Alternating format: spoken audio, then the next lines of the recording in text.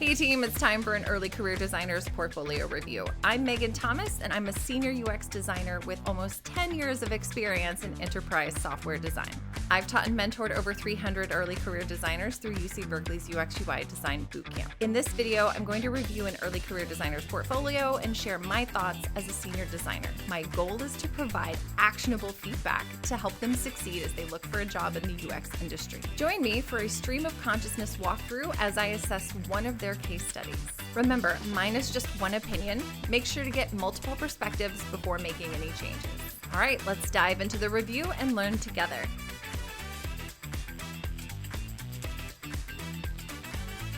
Hello, friends. You know what time it is and you know exactly what I am. You know I'm excited. I'm just going to have to own this because it's the word of 2024. We're excited. We are excited because there are definitely amazing things ahead of us. And today what we have ahead of us is an early career designer portfolio review. I have other things to talk about, but that's not going to be part of this video. But I am really excited and there's really good reason for it. All right. So today we're looking at Yoon-Sang's portfolio. However, you're going to hear me throughout this video refer to the person whose portfolio we're looking at as Spencer, because that's how they've identified themselves on the form that I take in for people to get these portfolio reviews. Now, what's interesting about this is that I also have a separate identity from my government name or my legal name. So my legal name is, it's Margaret. It's Margaret. I'm like the fourth generation Margaret. It is not exactly a name that makes me feel like, yay! It mostly makes me feel like I'm going to start cracking rulers over knuckles and kind of not my vibe. So Spencer, I totally get it. However, I would probably choose, depending on how you're going to identify professionally, I would choose that. So I'm going to call you Spencer, and that's how you've identified yourself, and I'm super excited about that. But your LinkedIn and your portfolio both say Yoon-Sang. So if that's how you're going to present yourself, it might be kind of awkward. I think your resume also says this same name. So I'm totally fine with calling you Spencer. I just want to make sure that you're putting out the exact same name when you're putting your professional identity out there. No one knows me as Margaret, literally no one except my parents. And that's only, I think, if they're mad, right? So just saying, if you're going to roll with that, keep going with it and keep that identity complete. So that's how I've continued with Megan. Megan is my name. It's also fairly unique, I would say. So it's become my public persona, and that is totally fine with me. And then I fill out my government paperwork and I'm like, yay, Margaret. Anywho, didn't mean to do a side note, but I did want to make sure that people know it's totally okay to have a different name than on your identification. Nobody gives you shit about it when you start a new job. Maybe sometimes they'll try to sign up your email depending on how big the company is that you work for, and they'll be like, it's required to be your legal identity. Okay, well, no one in the company is going to know it's me. So can we work together on this? And most of the time they will. I've only ever run into it once where they're like, absolutely not. And I didn't last there very long. Who could imagine why? So if you have a different name that you go by than is on your legal identity, totally fine. And I do mean that for any identity possible. So non-binary, if you are trans and you don't use your dead name, and that is completely respectable, make sure that all of your professional identity is linked. So that's one of the reasons I wanted to call it out, because I've also had that struggle, and yay, we're all still here, right? No worries. All right.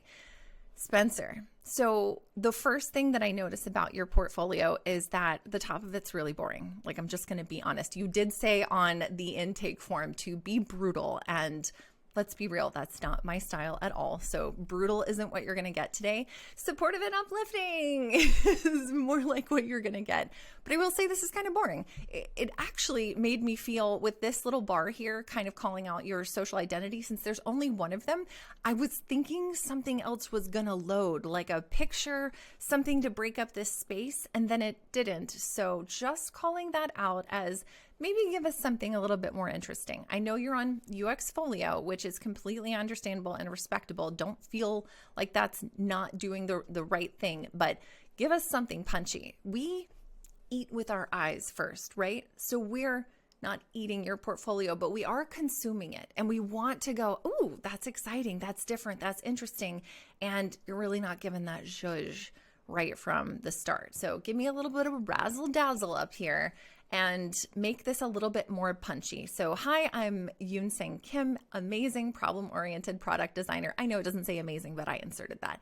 Specializing in user experience, user interface, and user research based in the San Francisco Bay Area. I feel like you could make this a little bit more punchy. I will tell you to go to ChatGPT. Do not feel like you need to be the next great American novel writer and somehow just magic up an amazing presentation. Trust me, I have iterated mine 1,000 times.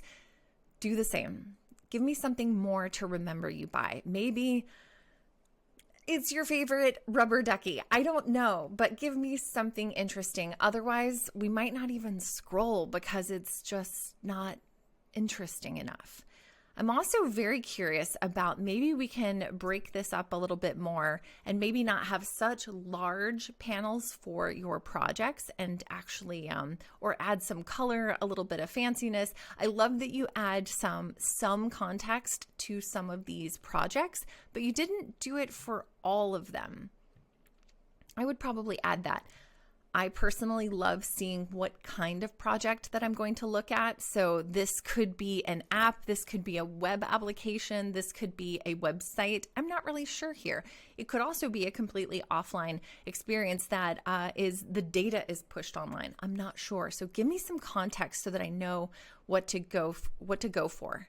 And I also noticed, so I started clicking around before I hit the record button, and I noticed that this one isn't actually complete. So your very first project is a disappointment. Not a disappointment because of the work that you've done, but essentially, I'm a hiring manager.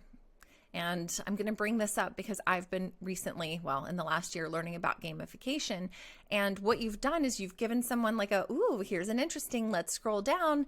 And then it just says, coming soon, I'm going to finish up the project. Well, that's not a win state. It doesn't feel as good to know, oh, so I wasted my time clicking on this. So if you're going to have we're using primacy bias here.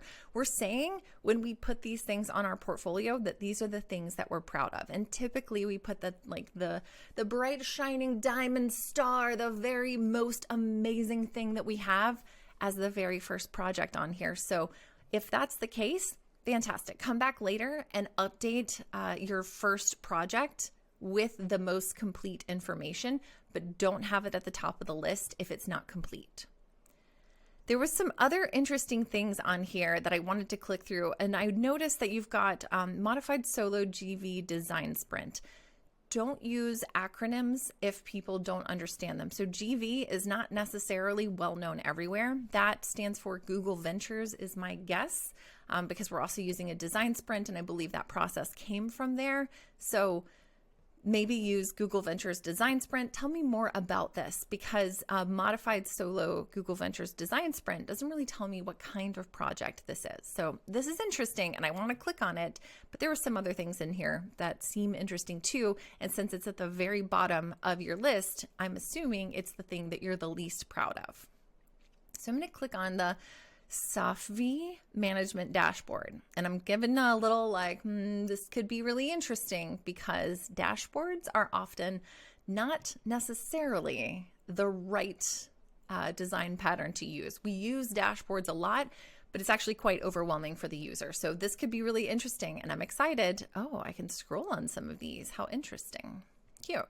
All right, so the SOFV wearable dashboard. First, come back and double check your spelling unless I'm completely misunderstanding what this is about. I believe this is a wearable, as in clothes that we wear or items that we wear. So that is WEAR, and that's kind of a big deal. So update that. And then I'm also going to just add, things do not need to be centered text. There is almost no reason to do a centered text on a case study. So just let's do a left align on all that information. And it looks like this was a 5-week project that you worked with only one other person. So that's fantastic. Give your workforce the communication tools they need on the job to do it safely and productively. All right, I'm excited. Let's see. Safi is a software company that focuses on the biggest value that provides is keeping everyone safe and productive. Let's review that sentence and make sure this is your first introduction to both the person who's reading your portfolio as well as getting to know you, who you are, what's important to you. So make sure that your introduction is punchy. Tell me about Safi and then make sure that it is clear, because I don't really understand what that means. There are fines associated with placing people at risk. Yeah. And a cost associated with damaged property and equipment. Absolutely. According to user research, it's been discovered that many managers desire to check data on employees' well-being, safety, and performance to keep everyone safe and productive. Safi is currently in the early stages of introducing a wearable device intended for mining companies to monitor the body data of their workers. That's interesting. So I'm going to take this over to ChatGPT, and I'm going to say, refine this introduction to my UX design, design case study. So here's the thing. We're not all good writers. I wouldn't even say that I'm a great writer. I am an adequate writer, but I also, can you make it? Okay. Now rewrite it and make it shorter and punchier, kind of marketing style copy. Let's see what it says. So the reason I bring this over to ChatGPT is because we're not all great writers and we don't need to be. That's not our essential skill as a UX designer. Also being a great writer, look, we're bordering into like the unicorn territory. Safi revolutionizes workplace safety and productivity. Our mission to protect and optimize, tackling the high costs of risks and damages head on. Insights reveal managers crave real-time data on employee well-being and performance.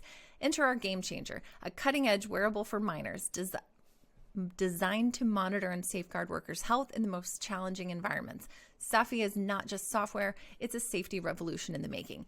That is compelling copy.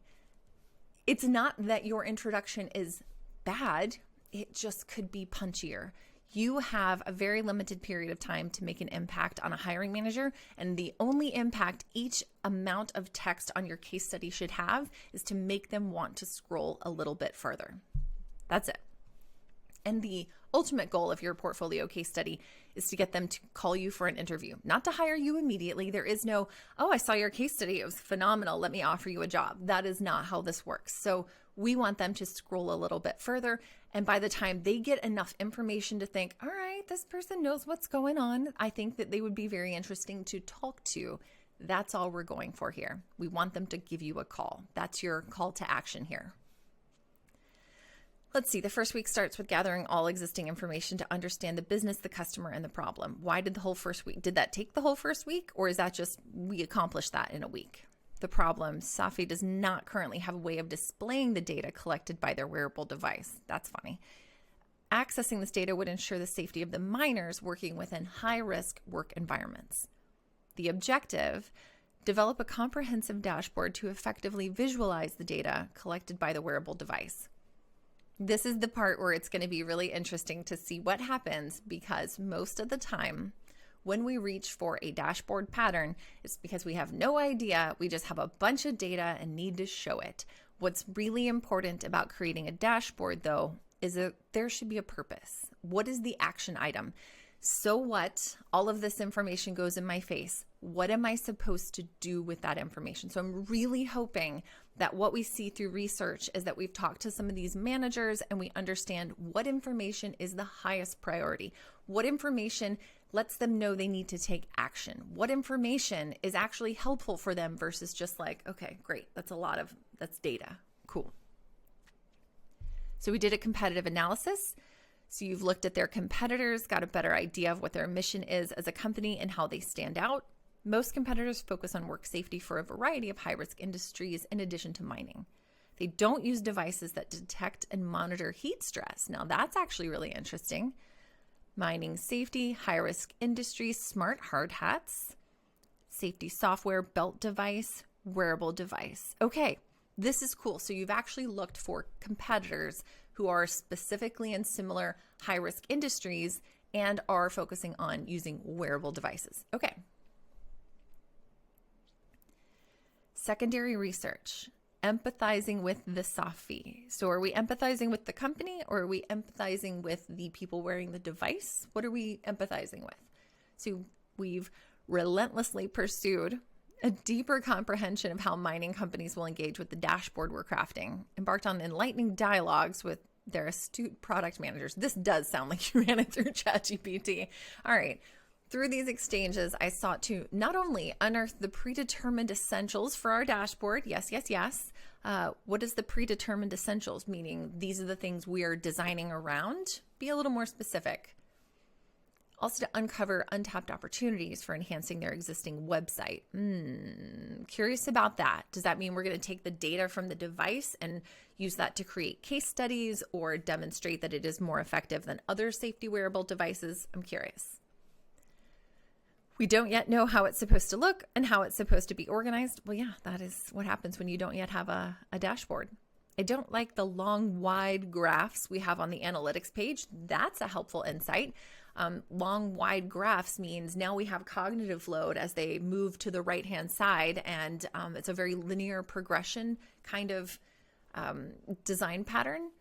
And yeah, I'd want to know, like, what is the point of me following this graph? Do I learn something from it? We'd want users to easily look at the data for different groups, work sites, and even date ranges. And so those are all from a few data science. This looks like two different people, Dan Sucio and Sydney Shapiro. Want to double check that those are how their names are spelled, because that might be true, but Sydney is typically spelled with N-E-Y, not E-N-Y. Totally fine if that's exactly correct, but I definitely would insert like a little "and" in there, because it looks like you're talking to two different people. Maybe attribute each of those quotes to the people and not just as a group. Synthesizing the user research, device-related dashboard needs.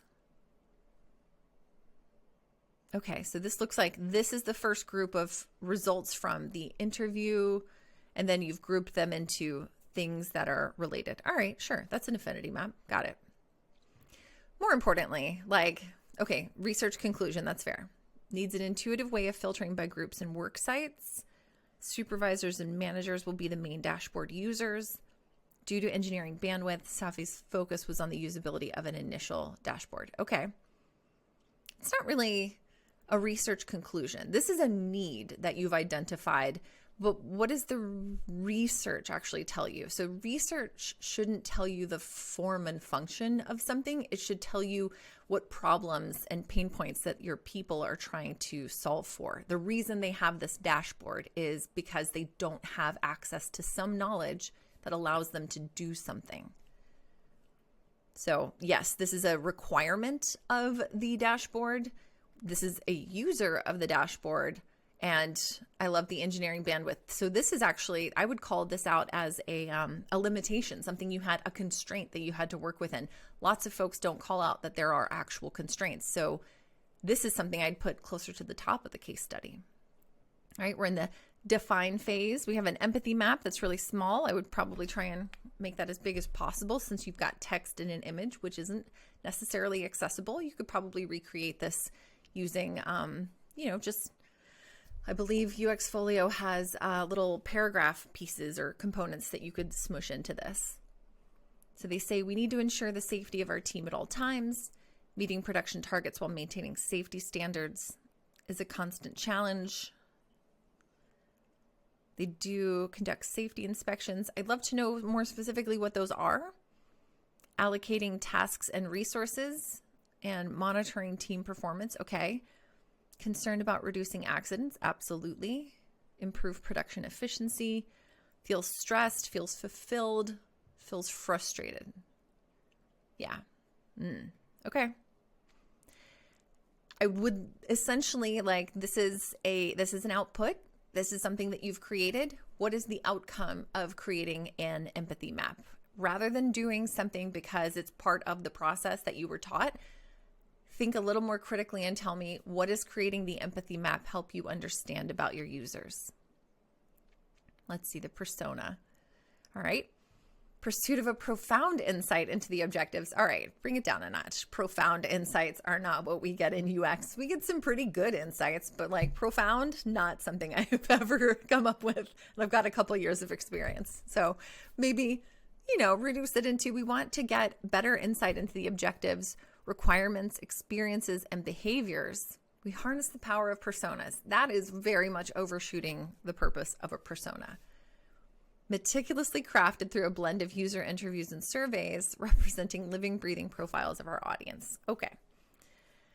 Guiding star, ever present as a reference point. Did you actually put this on the wall? So this is the funny part, is we always claim that these personas are our guiding star. It's our lodestar. It's what we always work to solve. But they usually stay inside of a design tool. So we don't actually put them on the wall and see them and try to understand them, put ourselves in their shoes. So if you're going to say that, maybe say, like, I put this on the wall, like be less fluffy language and more direct language. I put these on the wall because I wanted to make sure that I could put myself in the shoes of Sarah and keep Sarah's thoughts and goals and motives, there's a misspelling here, in mind. Put an E in between V and S. Make it a little less aspirational and a little more realistic is all I want to say. Again, what did the persona actually help you do? Do you really and truly understand Sarah more, or do you know that you have created a persona as a design output, but didn't really consider it as you went into the ideation? Did you put Sarah on the wall when you started looking at how might we questions? So, insightful conversations with managers, it became evident their primary need was access to critical data. I still don't know what the critical data is. This is something that would be very important. What is the actual information that you're trying to get from these devices that is so important that the managers feel like they need to know it? Is it oxygen levels? Is it O2 levels? Wait, that is the same thing.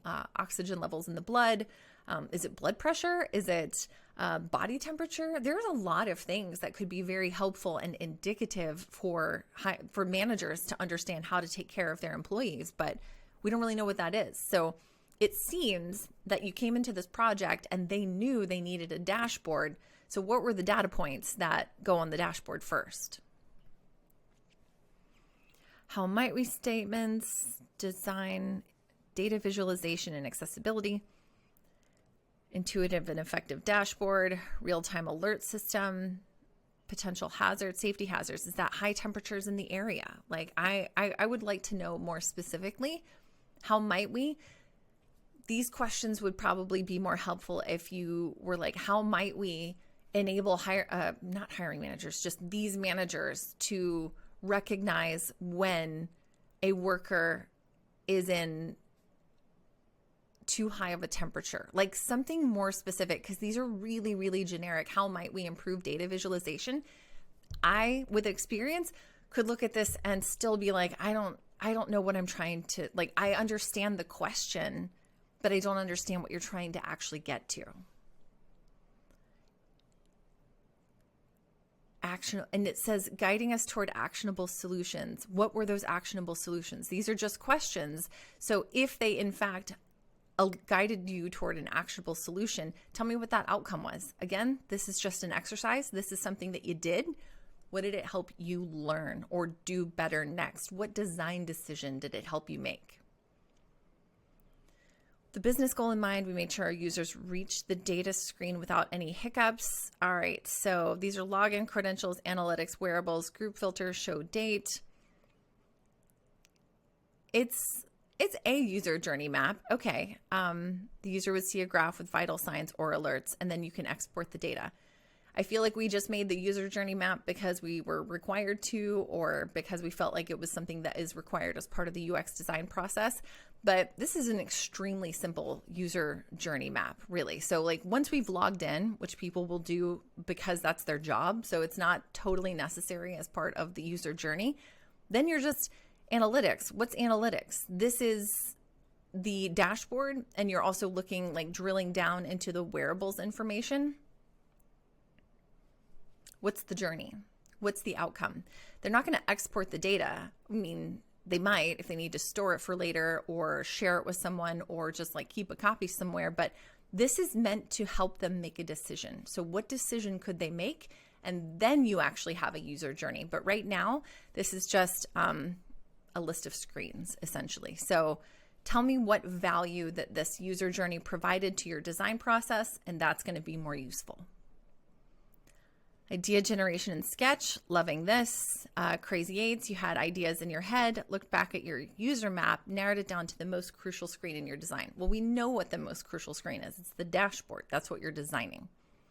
Users needed an easy access tab and filter box on the dashboard. We still don't know what information that they're trying to tab and filter for. So do you need tabs and filters?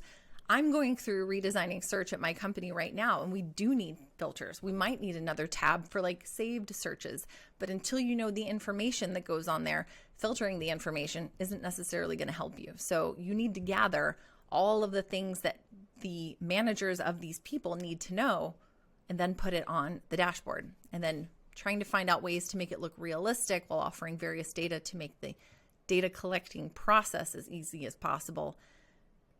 This doesn't feel like I know exactly what you did here. Key findings. Use various graphs, charts, and pie charts to help users quickly scan each alert and performance. On the dashboard page, the website usually contains a section on the performance of the equipment and employees. Oh, interesting. I didn't know we were working with equipment now, so that's something else you might want to add. What equipment are we talking about? I'm assuming that is the safety sensor that they're wearing in some way. I would call that out specifically. Quick taps and links allows user to view general data with shortcuts and then provide specific data filters. Yep, this feels very much like we went to grab all of the possible elements that go on a dashboard and smash them into one page. And here's the problem with that. You can deliver this dashboard and it can be absolutely beautiful and you can drill down into information, but until the manager knows what they need to look into, this is just a shitload of information without any guidance. Let's see. Low fidelity prototype. See now how much different that looks versus this. And this might be because you're actually working with real data. And I'm interested. Ooh, I want to see more. Days since last incident, positive recognitions, days since last reportable injury, open incidents, open actions. This is interesting. I'm curious why all this information is on here, but this is a low fidelity screen, so no worries. Well, it's actually pretty high fidelity if you ask me. This is definitely not low fidelity. 3 screens are mid fidelity mock-ups. Okay, you did usability testing. That's fantastic. This actually goes not under design, but under testing. This is important. We love when people test their designs, especially with users, because then that's how we know our stuff actually works. Decided to conduct a usability test. Pain points, too many options for quick links. I'm glad you found that because that would have been my first complaint. They don't even use half of the buttons that they have. They don't understand the location of the filter section. Yep. Seems like it only applies to certain charts, not the whole page. Top 3 buttons on the right seem like repeated functions. Yes, we need some kind of function that users can quickly and easily check some data. Well, again, that is a dashboard. Not quite sure yet whether the tap buttons are activated or not. Solutions, get rid of those buttons, preliminary incident, investigation, and lineup. Move the filter section to the top so it would dictate the data for the whole page. Okay. Get rid of buttons users don't use and add buttons they need after conducting second round of usability testing. All right. Add a consistent border around buttons that are deactivated. Looks like these might be the activated ones because they have like the full saturation of color outline, and then maybe the ones that aren't have light gray. Okay, this is interesting. Visual identity. Unless you are, you did claim at the top that you're a user interface designer, but like this isn't totally necessary for a case study. This is really just like, I put in some pretty stuff and it's fine, but it's not necessary to help communicate your story. This starts to look good. I'm just curious. Again, we've got pie chart example here. Is that because the data itself dictated the shape of a pie chart as being helpful to Also, that's a donut chart. This one's a pie chart. Sorry. As I choke to death on air. Okay. It's really beautiful. I will say that. It's a very attractive dashboard. I'm deeply curious if this is actually useful for those managers. So we moved into high fidelity before we did the second round of usability testing. Virtual meeting, primary objective was to gain a comprehensive understanding of the product's functionality, necessary modifications. Does the overall user flow make sense? What do users think about how information and features are laid out? Do they like the quick taps? Okay. Is the data shown in order based on what they select? Okay. Any features or functions that you think are missing? All right. So our heat map of clicks tells me that lots of people clicked to go to the dashboard as if that was going to take them to a different page. Looks like they tried to click on a pie chart example. I'm assuming strictly because it's the next page that they clicked on this and this is what's displayed. And a lot of people tried to click on the label. That might be because the label's not big enough to read and they're curious if they clicked on it, it would make it bigger. You've got a lot of space in here. Go ahead and use some of that up. It's very easy to navigate through filtering. Very good considering where we started. It's something that we, the data science team, can work with. The data comparison page is absolutely amazing feature to add to our website. Okay. So you found some issues. This is helpful. I would actually call this out a little bit more as like not just part of this heat maps of the main pages, but it feels like you've got some specific things. Redo prototyping of the data comparison page. They could not complete the data comparison page. They had to skip the remaining part of this task and couldn't complete due to technical error on the prototyping. When asked during the test what the biggest issue was, comma, I'm assuming that means that this next thing down here is what comes after the comma, although that's not typically how we would read a table like this. So consider if, and like maybe I'm just making assumptions. So maybe tie in whether or not, God, I don't even know. I think I would take that out. I would take out when asked during the test what the biggest issue was. And also, are the severity of the issues impacting the use, or is it because they would like to see the data in a same graph, not in two different screens? Are those the biggest issues? This is kind of confusing, honestly. And you didn't present this information at the end of the first round of usability testing. So a little bit of consistency would go a long way to demonstrating that you have like the knowledge and expertise to do this. Implementing key findings from your second round of usability testing concluded with this final design and the prototype. Landing page. All right. So here's the thing is, I think this is visually appealing. I think this is attractive. Is this useful to the company? That's up to them to decide. So hopefully this actually solved the issues that they were looking at, and it would be really interesting to see the result with actual data populating these pages to see, hey, did I actually come up with the right thing, or am I just, moving some pretty things around on a page? So, but that might not be something you're able to display because proprietary information. And then you've got your clickable prototype. All right, so takeaways include focusing on user research and identifying needs. Generally, if you follow users, a solution inevitably follows. Double check that because I'm not sure that makes total sense. Having good communication with the team was key to finding diverse perspectives and solutions. Would have created a mobile version as well. It may or may not be necessary. Most people who are interacting on a dashboard aren't necessarily interacting with the dashboard on their mobile device. Is that something that the user interviews led you to believe that they would need? Because if not, then you're just doing work for nothing. When I gave the presentation about my application to the company, I felt very proud to hear that the company official told me he would carry out more things that he could immediately do. Realized the role of a UX designer is not only to design a good idea, but also to develop everyday experiences of the community with the design.